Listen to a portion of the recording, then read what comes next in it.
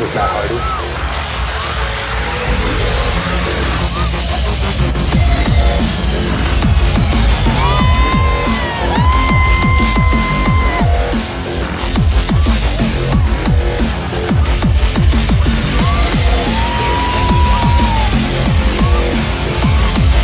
Yes, you are listening to Off the Top with Stars and Shadow.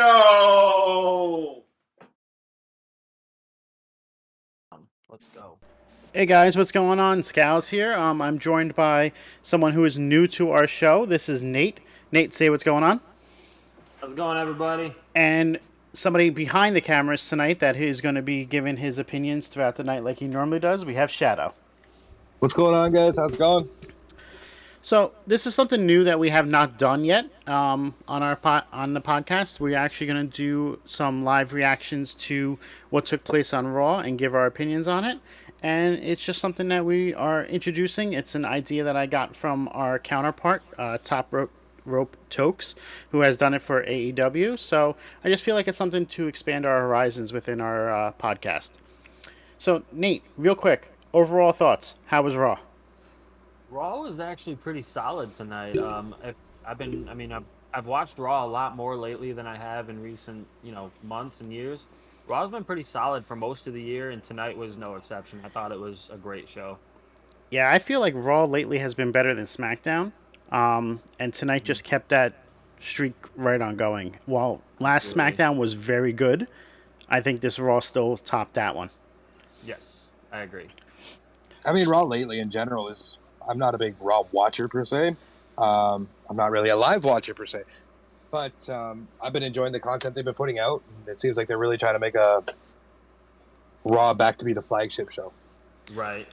Which is weird because last year SmackDown was the flagship show. I mean, you got to go back and forth, right?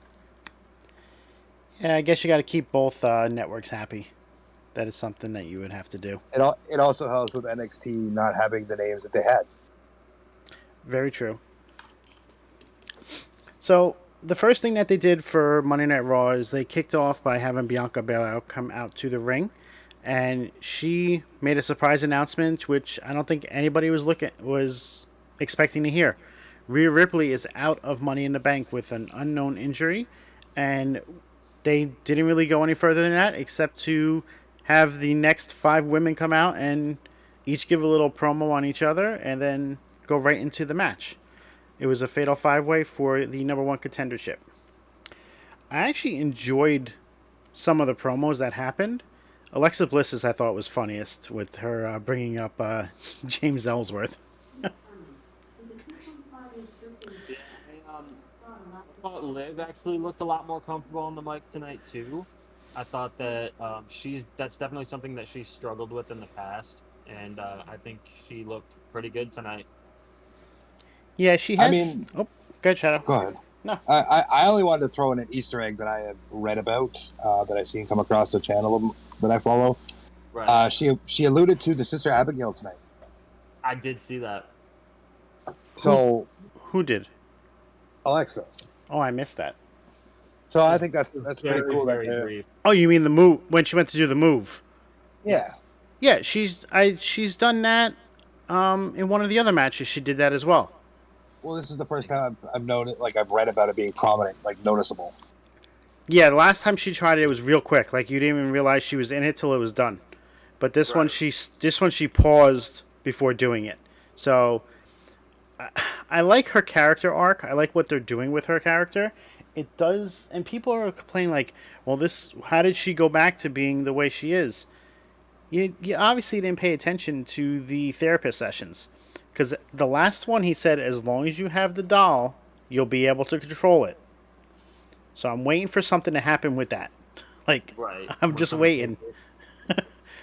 I mean, I still feel like that leaves the door open for Wyndham to return. The doors are always open for him to return, and we're all hoping that he does at some point. WWE just has to let him in. I see what you said. Good one. I mean, Thank you. right now more than ever, I think would be beneficial for him to come back with all the injuries and people that are missing and everything else. He could be an instant person in any title picture, even though we all know he doesn't need the title to do what he does. Not at all. Right. But we're getting away from Raw. Yeah, a little bit. But anyways, you guys go on about the Fatal 5 there as we were talking. They made us believe throughout different points that you would see that Alexa could win, that Liv could win, and then they swerved you right at the end with who won. And based off of the 5 that were involved, I felt that this would have been the winner from the beginning, but I do like how they tied it all together and had her win at the end. I agree. I thought as soon as she came out, I was a little surprised. I'm like, hey, where's Carmella been? I haven't seen her in a while. And I'm like, okay. And Becky and Asuka didn't make a whole lot of sense to win because they have their own feud going on with each other right now, which it's good to see multiple feuds in the women's division. And Liv, I think Liv and Alexa are already in the Money in the Bank ladder match. So Right. So it's kind of pointless to have them in this match. right. And I mean, they could have done the triple threat with Becky and Asuka, but I don't think they wanted Carmella to pin one of those two. So I guess it makes sense. But it was. I liked the victory. I liked Carmella winning. Her super kick looked really good. Yeah, and they still tied into everything about how Mella always uses somebody else to win. She can never do anything on her own. Like I said earlier, Alexa made the comments about the man with the chin who won the title for her last time, the Money in the Bank title. She's never really won it herself. So it was just a good flow to start the show, even though it did seem a little slow with all the interviews. And then Bianca, like, she had to like jump in and she's like, all right, let's get this show started. Like, we need the match to start. So I felt like they got a little behind schedule on that, but it didn't really notice it the rest of the night. Right. And then we had a surprise Vince McMahon sighting coming out as Mr. McMahon. Right. Wondering why he was coming out, and then he cut a little promo on Cena in his 20 years, which was not expecting. And then he left. And then he hopped down the steps like he was a 10-year-old child instead of a 73-year-old man. Oh, I thought he was 75, but Well, whatever he is, but he jumped from literally the second step to the bottom, and I think people at ringside were afraid he was going to tear a quad. I'm not exactly okay with WWE showboating McMahon out there, especially with the sexual allegations happening right now. Yeah.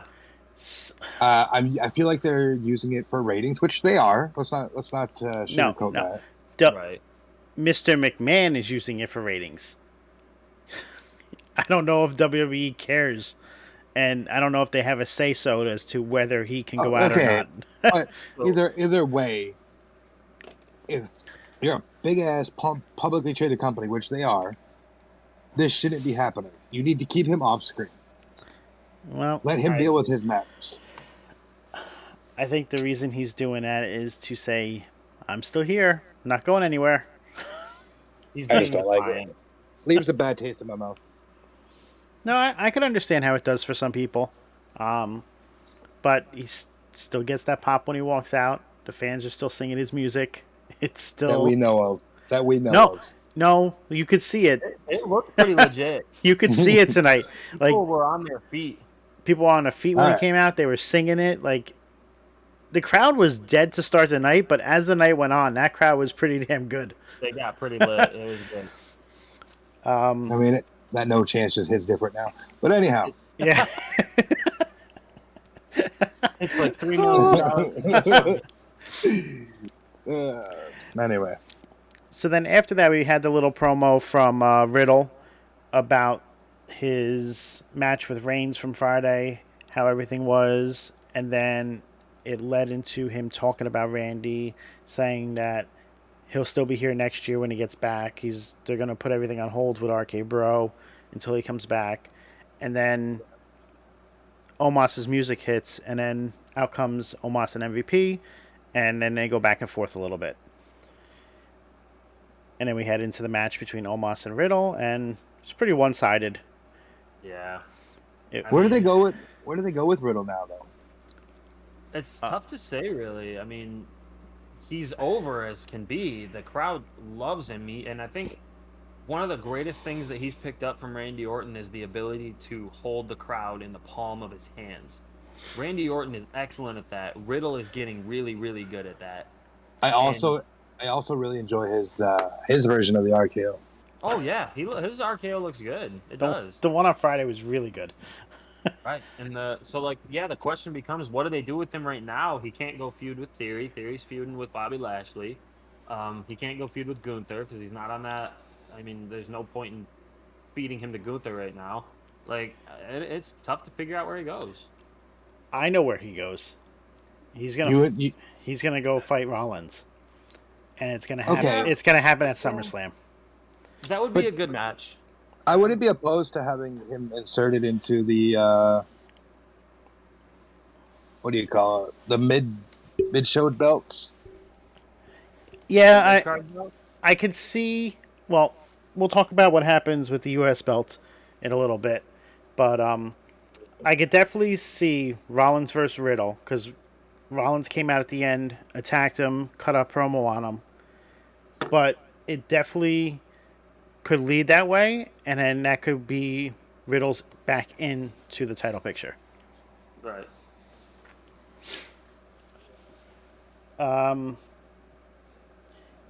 I mean, after that, we went into Theory coming down, doing his poses again, which, I mean, last week was kind of pointless, but it did segue into this week. So I do like how they tied it together.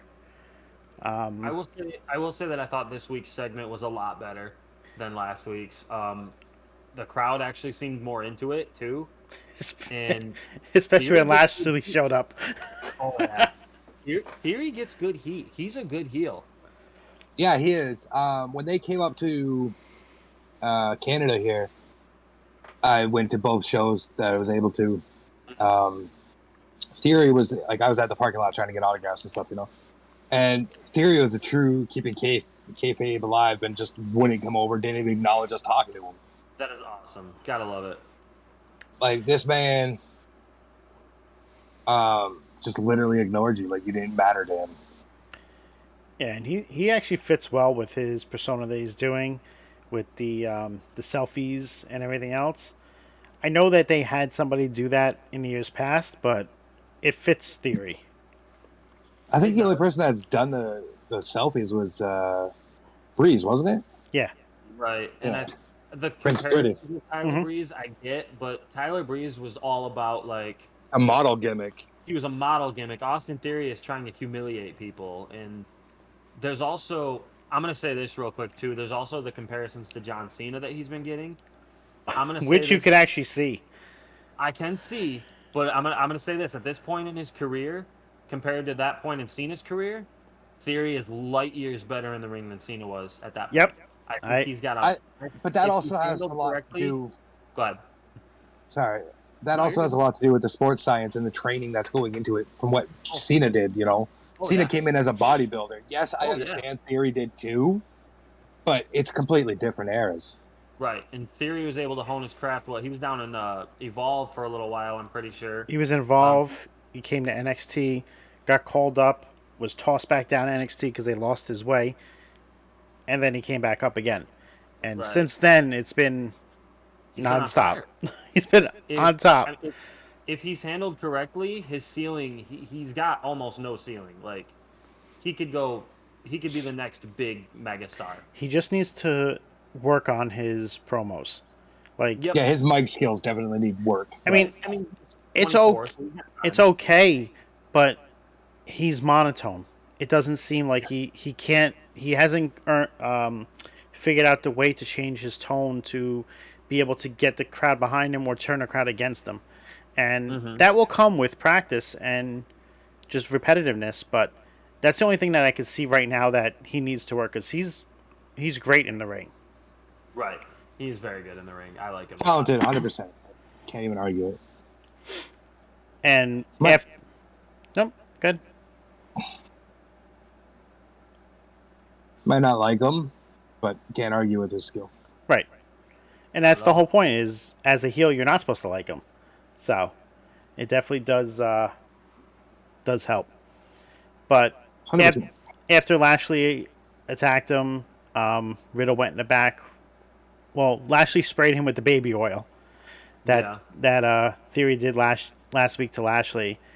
Then we got caught in the back with an interview, and he's like, "Well, I just came out of Pierce's office. He's doing the gauntlet match later on, and then if he could win the gauntlet match, he'll have a title shot." And then you forget about that, and then all of a sudden the Usos come out, cut a little promo, which I can listen to the Usos talk all day, every day, because they're just so good at it. They are. It's like from when they first started to now, you see the the I can't even think of the right word right now. Progression. There you go. The progression of how they've done over the years, and it's just amazing. And that family is just like born for wrestling. Oh yeah. And when the Usos first turned heel too, they got to drop their like Samoan gimmick. You know, for the most part, they dropped like the face paint and the entrance with the pyro and all that, and they were able to just kind of. It seems like they're just being themselves, and they have taken it, and then their in-ring work has never been in question. Their in-ring work is fantastic. But their ability to cut a promo we were able to see that, and now they're electric. Whenever they have a microphone in their hand, people listen.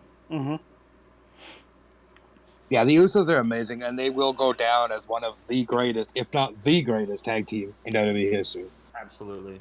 Yeah, they're right up there with the New Day, who is definitely up there. I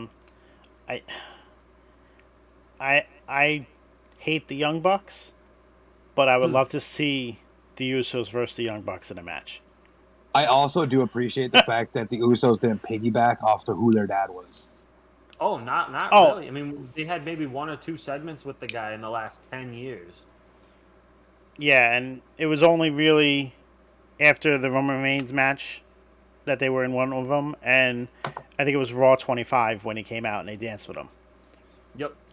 They don't mention him on commentary very often. They don't even mention that they're related to The Rock that often, except now being in the bloodline that gets brought up a lot. But before Right. then, it didn't. Yeah, it's just their history. You really didn't know about it unless you knew them, Right. and that's what makes them even better. Is because they did it all on their own. They didn't use them to be able to do it.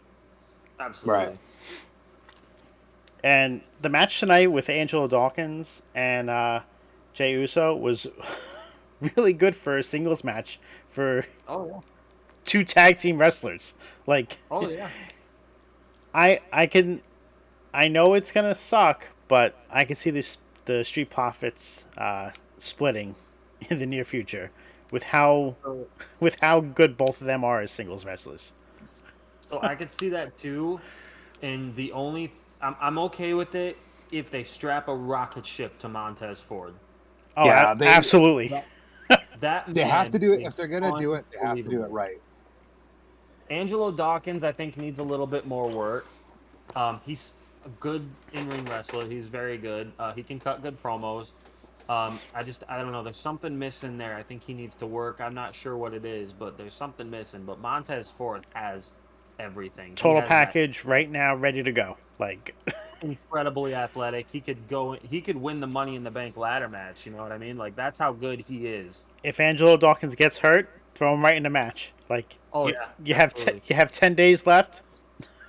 I don't wish anybody to get injured, but that would be a great switch up Right. for a match. Throwing him in, and then the last 2 going for it, him versus Rollins Imagine would what be he just could be do in a so ladder good. match. Oh my god! Can you imagine the things that he would pull off in a ladder match? I hate to say it like this, but he'd do Sammy stuff, like Guerrero. Like he would be doing those kind of moves and stunts off yeah. stuff. Could you imagine a frog splash off the top of a ladder? I don't think we've seen that since Eddie. He already gets enough height. Oh my god! I know, right? Like if it was but somebody would have to be holding it at the bottom of the ladder because of how he pushes off. Oh yeah, someone would have to hold the ladder steady so he doesn't die. Yeah. We need a new TLC match to happen. Some tag teams. With the Street Profits, the Usos, the New Day. Oh my god! Yeah, there you go. Crazy. Triple threat TLC match. And Big E's out right now, so yeah. You don't even need a title in the mix for that match to happen. It could be for a #1 contendership even or something like that. Yeah. Speaking of Big E, he has dropped the neck brace, so I'm curious as to how far along and how far away he actually is. I did see that. I mean, I'm sure he's got quite a ways to go still, but it's a very encouraging sign that he's got the neck brace off. Yeah, it definitely he looks in good spirits, which I don't know how he always is, but he always is. Right. And I mean, at the end of the day, his health, that's the most important thing. If he isn't able to come back and wrestle ever again, as if he's healthy, that's all that matters. He I mean, he could still Yeah. do commentary. He could still be a manager. Like, he doesn't need to wrestle. He just has that charisma that he could do he doesn't whatever owe they us do. anything. The dude Yeah, busted his 100%. butt for the last decade. He doesn't owe us a thing. Nope. No. And then we come to what I feel was the best part of Monday Night Raw. Elias, Ezekiel, and Kevin Owens. The reason And- everyone's You cannot give Kevin Owens enough credit for what he has done in making Ezekiel feel like a superstar oh yeah. since Ezekiel came back. Like, you cannot give KO enough credit on it. And tonight just exemplifies that with the way the whole thing was. The way they did the segment in the back with the couch with both of them on there, I was in awe. I was like, I don't even know how they did it. Like, because it looked so good. It looked like two people were sitting on a couch just chit-chatting and everything. Right. Kevin Owens is just an entertainment god. So I think the kind of things that Kevin Owens has been doing lately, it shows that the company has the utmost trust in him. They charged him with giving Stone Cold his first match in 19 years, and they went 15 minutes. And it was a banger. It was And amazing. It was a good match. It was an excellent match. And to trust him with something like that, with a guy whose neck and back are like glass. It's No pun unbelievable intended. that they- right. No pun intended at all. Yeah, that glass breaking when he comes out is just his neck. It's okay. But no, and then to trust him with getting, I mean, what it really is a completely new character. I mean, it's Elias. It's obvious, but like, they have the utmost trust in him to be able to deliver on that, and he knocks it out of the park every single time. Well, I think the Stone Cold thing really did elevate his trust within the company. Oh, Because yeah. you take a legend like Stone Cold, who hasn't been in the ring for 20 years, and if Stone Cold has the trust in Owens for a Mhm. 15-minute match, WWE is going to give him the ball and he's going to run with it. Oh yeah, and Stone Cold is a guy who's very, very protective over his own legacy. He would have never have stepped in the ring if he didn't think that it was going to be good. Yeah, and he Yeah. said he wasn't going to come back. He said he never was going to come back, and I don't know what changed, but the way they did everything, it was just perfect. Like, you couldn't ask for anything better than happened that night. That Kevin Yeah. Owens talked him into it. Yeah, I think that was it, because Kevin Owens and Stone Cold, like, KO always looked up to him, and Mhm. I think it started last year when KO started doing the stunner. I think he earned Stone Cold's respect by asking him if he's okay with him using it before he did it, and then perfecting it every time he uses it. Oh, yeah. And I think it all started with him doing it off the rope, wasn't it? Yeah, he used to do the springboard stunner he was doing for a little Yeah. bit, and then he went into the regular Stone Cold stunner. But yeah, straight up Stone Cold Stunner. Love it. But as Elias was in the ring, he came back from commercial. All the lights were out. They did the full presentation. Elias's name on the board. He had 3 guitars in the ring, like ready to go. Was about to sing, and then KO comes out, interrupts him, saying, "No, no, no! You're a liar. You can't do that." Elias is like, "I'm not a liar. Like, we're not lying. Like, we're here. You saw." Like, and just And, going on and on. On the Titantron. And as they're talking, Ezekiel gets on the Titantron and goes, "I'm still not believing it. That could have been pre-recorded." Yep. Yeah, I'm gonna have to go back and watch that segment. For the You sound will. of it. Because Oh, it was incredible. even Alonzi in the chat said it was a great segment. That's good. I think So- he's very critical. Exactly. So for him to say that, you know you should go watch it. Right. and it was just everything was so well done with it. If nothing else good happened tonight, that still would have made my night the way that they did everything. It was just well put together. Yeah. Imagine if it was the pandemic era, how this could have just went. Like this could have been. Oh, if it was the pandemic era, you definitely would have seen. They would have both been in the ring at the same time Yeah. Yep. because they would have recorded one segment, spliced it together with another one, and it would look like they were just all talking. And then Kevin Owens was having would have been a bigger meltdown. Oh, yeah. Right. So. Okay. That's a good show then. Yeah, I mean, there was still a couple segments left. The gauntlet match, which went on for what, like 25 minutes, I would say, the full segment for that. I have to put in the work, man. And so, Now, I do have a question for both of you Yes. before we get into the last couple segments here. Do you believe that Raw is still too long, or do you think it's perfect amount of time? It depends on how good the show is. It's not good It's not great consistently enough to justify a 3-hour runtime, though. Okay. So my issue with the 3-hour runtime is that they do too much filler stuff. Mm-hmm. So it easily could be a 2-hour show with all the same stuff.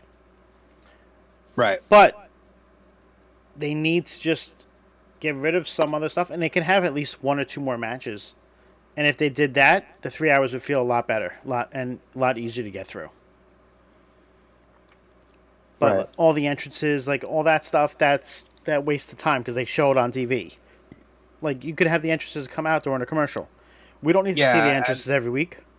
But then if we go drop Raw back to 2 hours per se, SmackDown just becomes a replay show. Then.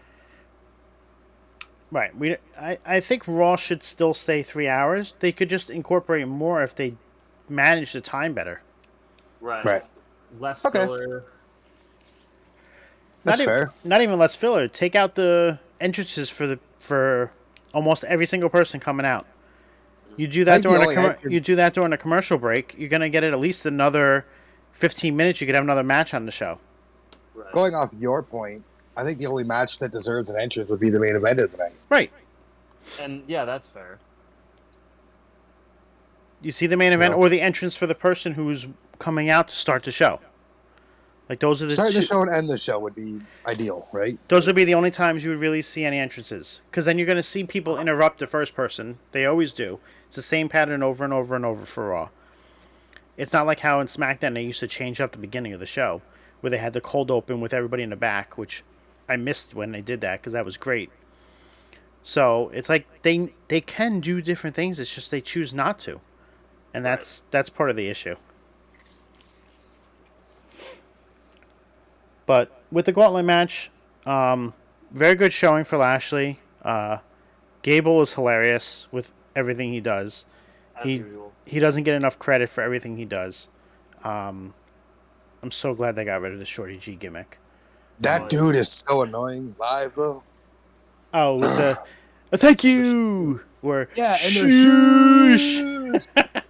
I love that. I love that so It's much. so good though. live though, man, and he's he's making fun of Canada and shit. Nah, that was annoying as hell. But just the way the match went, I thought it was very good. They teased Lashley putting Otis into the Hurt Lock, so it was a really good show, really good match setup, everything with that. And I like the way that Lashley got the win over Theory. It was a beautiful reversal right into a cradle, and it was well done. It was perfection. I agree. I thought Theory played a really good, braggadocious, cocky champion. He's like, oh, look, Lashley's just been through 2 matches. He's probably tired. Otis and Gable beat on him a little bit after their match, and he got overconfident and made a rookie mistake. I think they told a good story there. Mm-hmm. So now I could actually see Lashley winning the title from him, because then it would make Theory versus Cena not for the title, which would make more sense because it doesn't need to be for the title, right? It's more about passing along the legacy at that point than Right, and winning a title. if the belt if the belt's involved, you automatically know Theory's going to hold it because Cena's not around enough. Correct. Right. Unless we're having another summer of Cena, which I'm not going to complain if there is, because he always puts out good matches. But I would love to see a U.S. Open challenge again every week. Oh, yeah. Cena's a dude who just elevates his game when he needs to, and it's just the dude can put on a good match with anybody. He really can. Right. Yeah, I was happy to get to see him wrestle last year during that time. Oh, that's cool. But yeah, I'm excited for what Theory's gonna do. If he drops the title to Lashley, he doesn't lose any credibility. Lashley's a former world champion. Lashley's an absolute monster. He can go on to face Cena. I'm sure Theory and Cena will put on an excellent clinic. Mm-hmm. I think so too, especially if Cena carries the pace. And I hope Cena can help him elevate his mic game, and I think Cena's a great guy to be able to do that. Yeah, I could definitely see Cena teaching him some stuff and help. To your point there, Nate, Cena helped elevate Roman's mic. If you think about it, Absolutely did. because he called Roman out on live TV about that shit, and He did. it wasn't scripted. It was him calling him out about it. Said, it's called a promo, son. You're gonna have to learn to cut one eventually. And he did, and it changed the game. Because if that, Roman I don't can know, hold the microphone. and most people said he couldn't, and I mean, It's he just- still stutters sometimes. Like, not stutters. no, I know, Okay. like he Stutter for a lack of steps, better term, he steps over his own words. Yeah, but he's still progressively miles ahead of where he was 4 years ago. Oh yeah. Mm-hmm. And yeah, I can't wait to see what happens with that and how much Theory can improve. Because I definitely think by the end of the summer, That kid has no ceiling, especially if Cena wrestles him at SummerSlam. yep, Mm-hmm. He's a made man if they go 1-on-1, even if he loses. 100%. I mean, the way he sold Austin Stunner too, like that kid knows ring psychology. Man. That was incredible. I don't even know how to describe that. And him and McAfee both sold it pretty well, I but was just Theory sold it like I was just gonna say McAfee, because he had the spit you take want and everything. you want to know about ring psychology and getting the business. That man gets it. Yes, he 100%. does. I'm still upset that WWE didn't capitalize on McAfee laying there with a beer and chugging it as a T-shirt. Yep. I mean, we are gonna see I would've- McAfee in the ring again. I would calling buy it that now. shirt. 100%. Oh yeah, I think they're pushing towards McAfee versus Corbin, and I'm very okay with that. Yeah, That's what it looks like. It's yeah. gonna be at SummerSlam probably. Corbin's a very underrated worker. I mad respect for Corbin for everything he did. The bum ass Corbin gimmick was the best thing ever for I him. love that. My biggest, or not my biggest, my favorite moment of Pat McAfee is the NXT days when he was fighting Undisputed Era. They put on yeah. clinics. Hmm. There was the match with And it was Adam so Cole, good. the War Games match. They were great. Yeah, I would love. And it's I would love to see that continue on the main roster though. yeah, well, 3 out of 4 of them are gone, and the 4th one wants to be gone. Yeah, to be fair, I'm not a big fan of Strong anyhow, but I digress. I mean, he was the last member, wasn't he? Yeah, Yeah. and I think WWE just pushed it for a 4-man stable because I don't think Cole really wanted him there anyways. So Right. but moving on, we had Miz TV, which was pretty quick segment, short and sweet. Armor.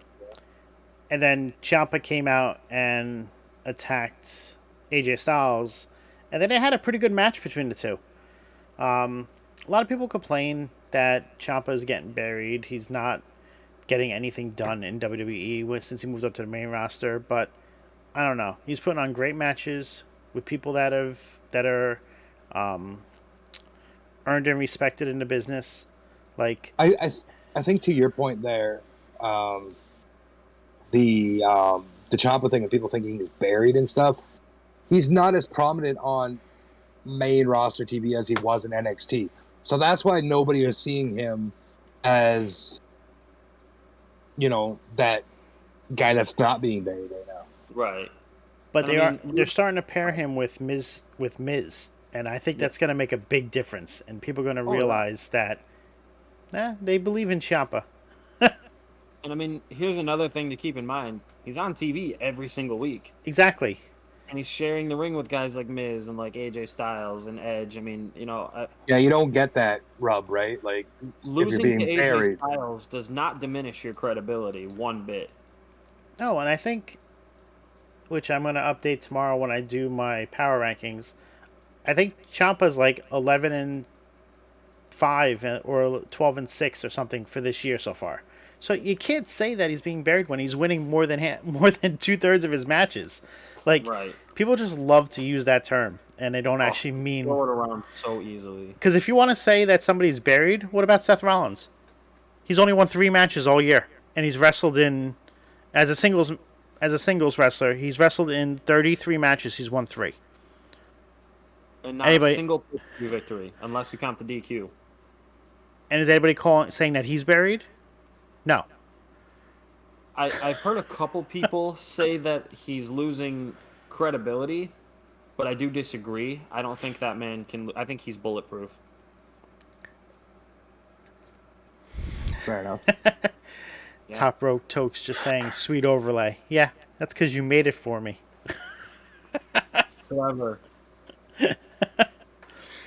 And then we're coming up to the last match of the night, correct? And then we had the main event, which was Bianca Belair. Not Bianca. Bianca was she at ringside?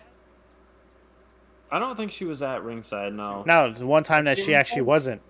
No, she wasn't. It's just she was for the 5-man. Yeah. You had Asuka versus Becky Lynch, and it was a good match. They had a great women's match to start the show, a great women's match to end the show, and I'm glad to see all them getting time. And I will agree with that. And to that point, you said a great women's match to start the show, a great women's match to end the show. 100%. I think the Raw women's division is firing on almost all cylinders. I think there's a couple more that they could kick up a notch, but the Raw women's division is one of their clear and obvious strengths right now.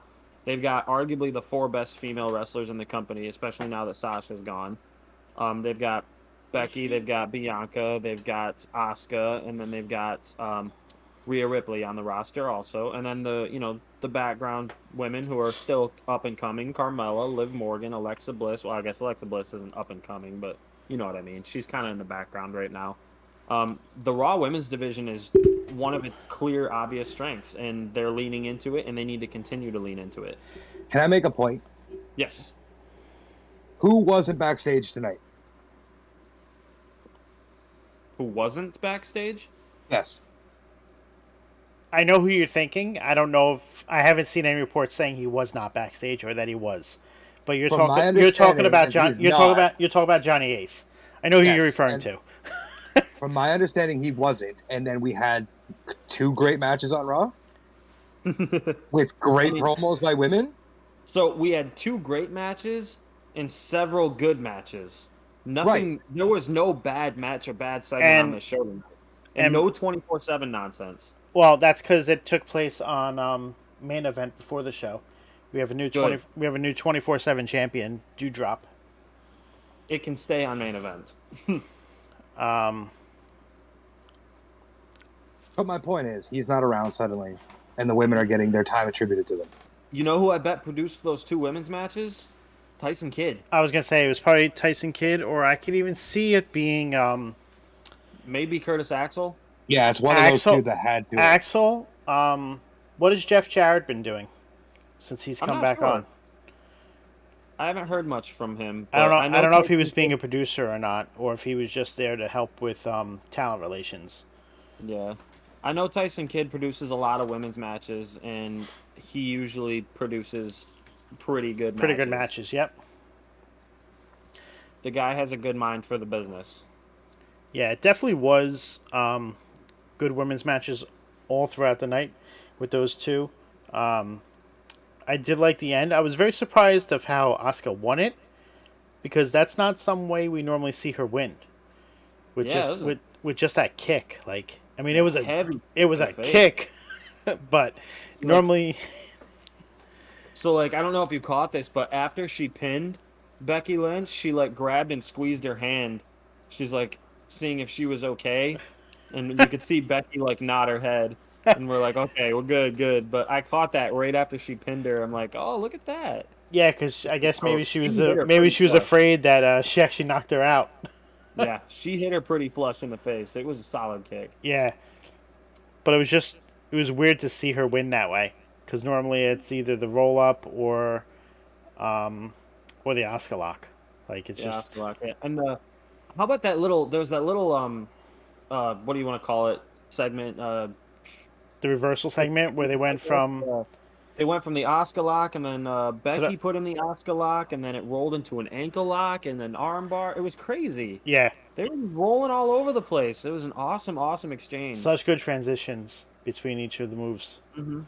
And yet, Meltzer still won't give it a 5.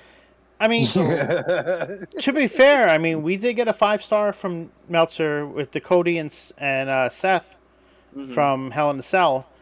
I still don't know how And- we didn't give him the one for Mania a 5-star, but I'll take the Right. Hell in a Cell one. It's Meltzer. Does anybody really care about his opinion anymore? No. I will say this: there's certain wrestlers that always seem to bring out the best in each other. Austin and Rock, Sami Zayn and Kevin Owens, Cena and Punk. They always brought out the best in each other in the ring. Asuka and Becky are the same way. Mhm. They are Oh, yeah. incredible in the ring together. It's like they can choreograph an entire match without even ring talking to each other. Yep. The natural chemistry between them. It's amazing. It was such a good show tonight. It's hard Yeah. to complain about Raw right now. I agree, Top, that Tyson is really good with people that have technical athletic skills. Oh, It's- absolutely. It's just like his abilities, like you're saying. It's really sad not to see him in the ring anymore. Yeah, we all know it's it's a- very unfortunate. But I know he's healthy. He's able to live his life. He just can't wrestle. So we got to be happy for that at least. Right. I definitely appreciate that he's brought the heart nudge to him to WWE, and kept keeping true to his training. Oh, absolutely. Not many wrestlers that have trained there tend to do that, and I think that's the ultimate respect to the Hart family that he has. And the Hart family, they're icons in the wrestling industry. They deserve that kind of respect. I mean, I was very impressed with Raw this week. It was a great show. I would probably give it roughly about an 8.25 out of 10. Definitely a solid showing. I would definitely rewatch certain things of it just for entertainment purposes and to actually see good wrestling. Yeah. Normally can't say that a lot about Raw. I would probably give it about an 8.5 myself. The only thing that really drug it down for me was the Miz AJ Styles Ciampa segment. It was a good segment, nothing to really complain about. It was just really quick and The way that it started. it kind of sprinted through. Yep. They put a good match in the time that they had, but they didn't have a lot of time. And that's again going back to the whole, they use up too much time for useless things on TV, like the entrances and stuff. Which, yeah, it is what Yep. it is. But hard to complain about tonight's show. That is funny, Top. Top said Kid and Cesaro had to be the most over team based on skills alone because their personality wasn't a factor. Unfortunately, that's probably true. I just want to say, I don't know if you guys watched Slammiversary or not last night, but No. I was very impressed that WWE allowed AJ Styles to record a video for it, and the fact that he thanked WWE on the video. Yep. I It seems- I was it shocked. seems It does seem like Impact and WWE have a very friendly relationship. Whether or not they do any crossovers again, I doubt it. because Impact. I mean, Impact's viewership is what 100,000 on a weekly basis. It's all because of the Um, show, because of the channel it's on. Right. It's a channel that no one gets. Yeah, I And don't get it, and I get almost every channel. like I can talk about Impact. I will say this: Impact is a very well booked show every single week. Like I don't get The to sh- watch it. The show I last get night to was very good. I get to watch. I'll watch highlights and I'll read about it as much as I can. In Um, my opinion, going off your point, Nate, yeah, if Wyndham comes back and it's not WWE, that's where I want him to go. Impact. Oh, 100%. He I would s- fit right in. I said that from the beginning. When they released him, that's where I wanted to see him go. Hmm I don't think he would do well in AEW. They wouldn't give him the time of day. They would sign him his name, and that's it. AEW, they've lost a lot, in my opinion, over the last 3 years of what they've done. Right. They lost their identity. They've changed up from what And like, from what they I mean, promised if you everybody, and right, some fans are souring on it.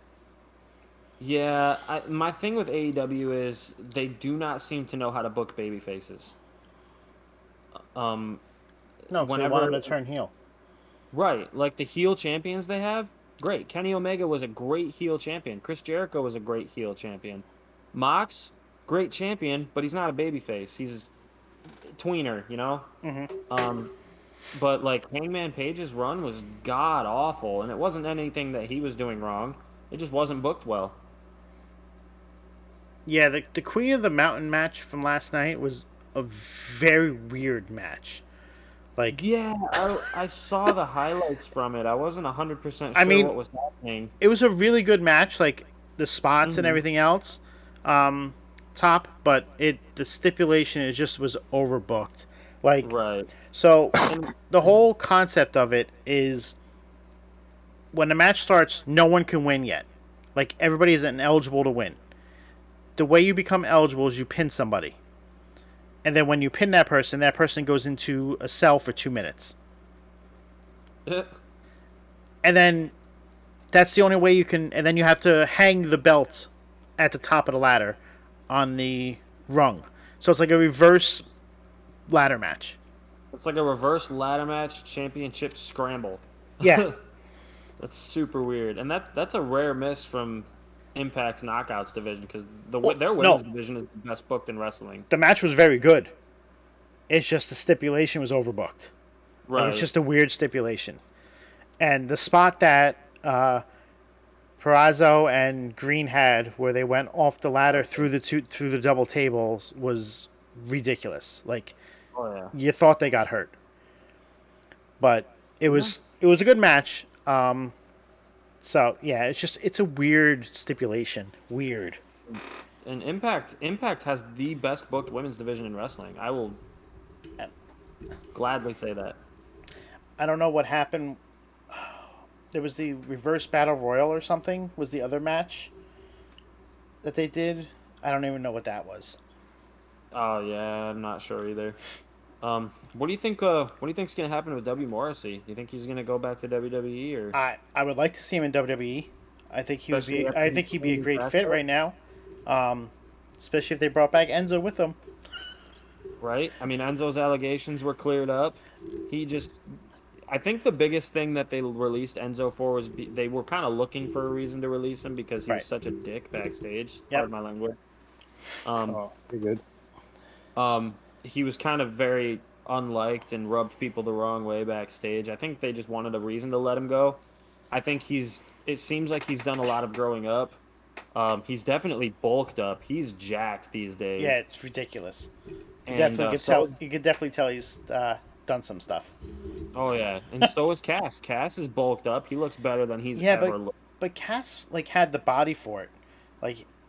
You feel like he could have done that naturally, whereas yeah. Enzo was like a pipsqueak, He's and all now that, he's like Cena size. His arms are massive. But yeah, I would love to see the two of them back together. I think they were horribly misused the first time around. Well, not when they first got called up, but At about. first, no. But Yeah, they broke them up way too easily. I know you can't bring him now with everything that's going on top, but it would be great to see him back Right. because it's Cass could come back right now though. Cass could, right? You just can't bring Enzo back at the moment. It was like I remember. I think it was right after Finn Balor had to relinquish the Universal Championship. They had that elimination fatal 4-way for the vacant title. It was Seth Rollins, Roman Reigns, Kevin Owens, and Big Cass. Now, Big Cass might have been the first eliminated in that match, but the crowd was behind him. They were loving him. He was a star. He looked good in the match, and they booed when he lost, when he got eliminated. That was when Triple H turned, wasn't He it? turned on Seth Seth. Rollins And KO Kevin won the Owens belt. won Yep, that was that match. Yeah. Yeah, But that was such yeah, the Balor. crowd. Balor, bad the crowd- timing with the injury. Oh yeah, You thank Seth for that one, though. yeah. You can't, but anyway. I mean, Um, you can, but it also changed how Seth did it it. changed the layout. And because they banned that move for a while, and then Seth convinced him to allow him to bring it back, and he's done it safer, except for Sting. But Well, the Sting thing happened first. well, it happened first, right? That was first, and then Balor, Finn and that was the reason why they got rid of it, because it was And two injuries in such a short time. I'll say this: I think with the Balor one, he threw him really quickly, and it looked like he wasn't close enough to because he threw him at the barricade. Yeah, it wasn't the buckle for him. And Finn Balor's arm went over top of the barricade, and it just looked painful. Just a misjudgment. Mm-hmm. He just And I don't think he was close enough. That to was it. that was in Brooklyn, wasn't it? It was SummerSlam in Brooklyn. Yep. Yeah, because I was at the Raw where Roman Reigns defended against Balor when he gave him his chance, and then it was interrupted by Strowman when he cashed in the Money in the Bank. That's right. And then And the Shield failed. the Shield reunited and everything else. Like that was such a good show. It was a crazy show. Damn. That was before the whole Moxley thing and everything. I went to the one at the Garden last year. Oh, okay. Very nice. So got to see some good stuff. New York City guy, huh? Yeah. We have some benefits.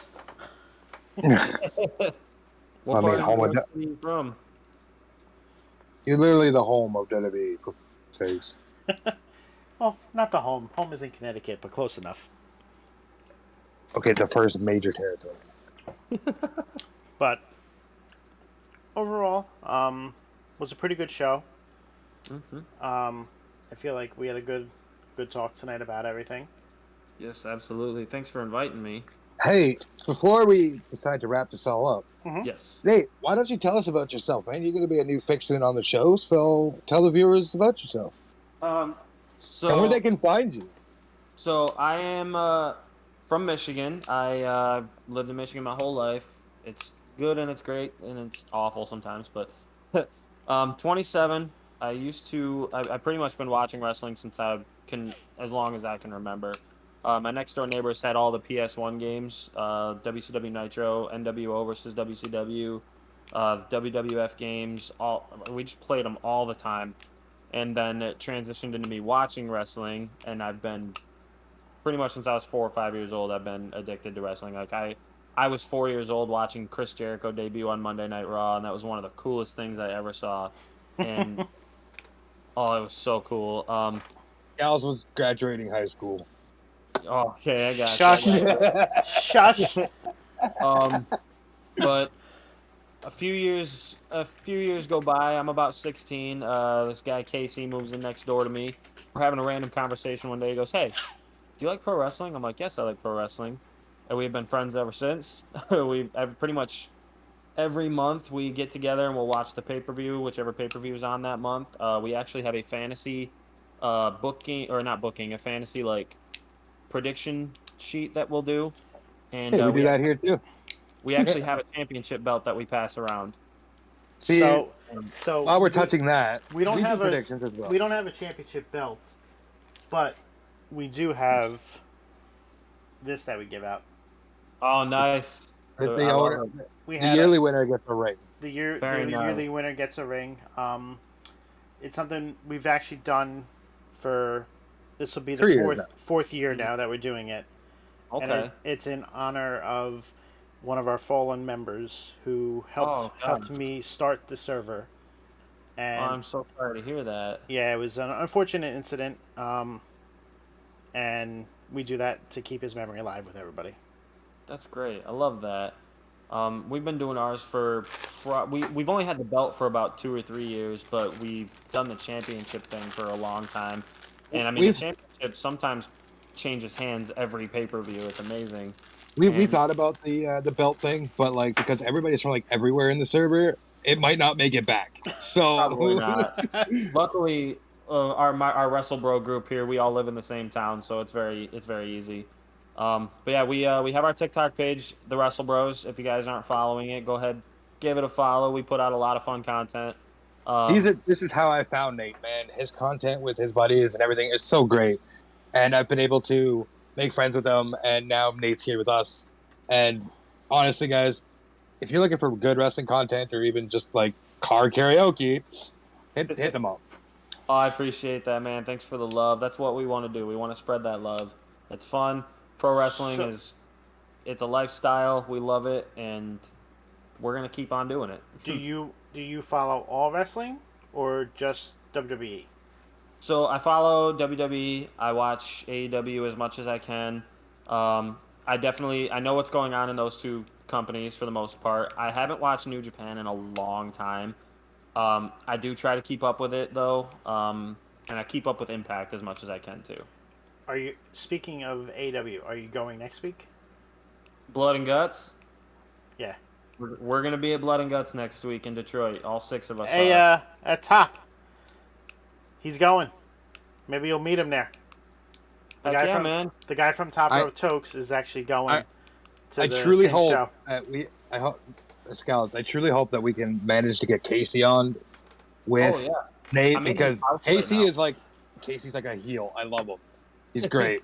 He is. I'm in his house right now, actually. But He's a great guy. So sorry. Go ahead. we appreciate you coming on. Thank you so much. We are glad to have you with us, and we definitely want to see more people come on and just make this experience better for everybody. Because Oh, absolutely. to me, the more people that talk about this and the more that we get involved with each other, it'll just make it better for everybody. That's what it's all about, man. Just gotta spread that love. Anything else you got, Shadow? I'm good. No, that's Does great. Scene. does Top Rope Tokes have a TikTok page? No, just me. No? I'm the only TikTok guy in here. Okay, so He is in our server, the one that you Okay. have joined. His Yep. name in there is Just Saying. awesome. Okay. So he is from your area as well. He will be at the show next week. He's very excited. Awesome. So if he wants if he wants to meet us up, we can just talk on here or Canadian Jesus. You can give him my Snapchat too if you want. We'll gladly meet up with him. We'll meet up, say hi. Get to meet all the guys. We're looking to have a great night. If you want to invite all your other friends into our server, you're more You than guys can welcome even to. come in as your faction too, We and have all you and the boys can. we do predictions, like Shadow was saying, for all the pay-per-views, all the shows. We have the stable groups, so there is 6 members in the stable. So The 6 of us. there you go. So you guys can come right in, form a new stable, and we can have more competition. Yeah, It actually would when be we- pretty fun. You guys could try to dethrone the Nightmare Family, which is me and my crew. Yeah, they haven't lost one yet, so now he has a big ego.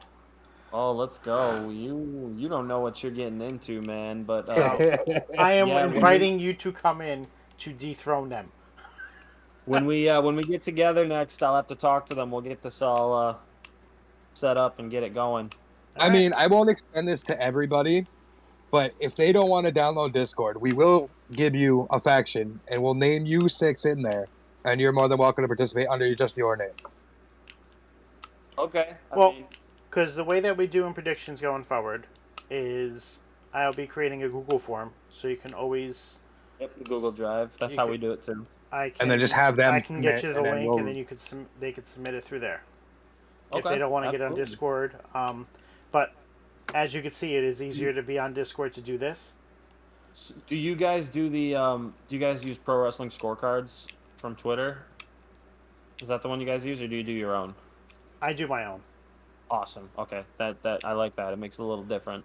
I made my own last month for Hell in a Cell and for the NXT one. I inputted all the images from the matches and had a whole setup for the Okay. Google form. So We try to be different, right? We don't want to be the same. So Hey, originality, man. We like it. yeah, we're working on improving the server. Me and Top have been talking about changing things up on it, making it more user friendly, and getting more people involved. So I am Right. also. I don't know if you guys play the 2K game, but we are also creating a simulation league. that will be starting up shortly as well. Right. So there's a lot going on behind the scenes. So Heck yeah. What we like to see. But hey, thank you guys so much for having me on. It was a pleasure. Pleasure to meet you, and we look forward to doing this Absolutely. again soon. Yes, well, it's gonna be a lot of fun. Thank you guys so much. All right, man. Hope you have a great night. You too. Bye.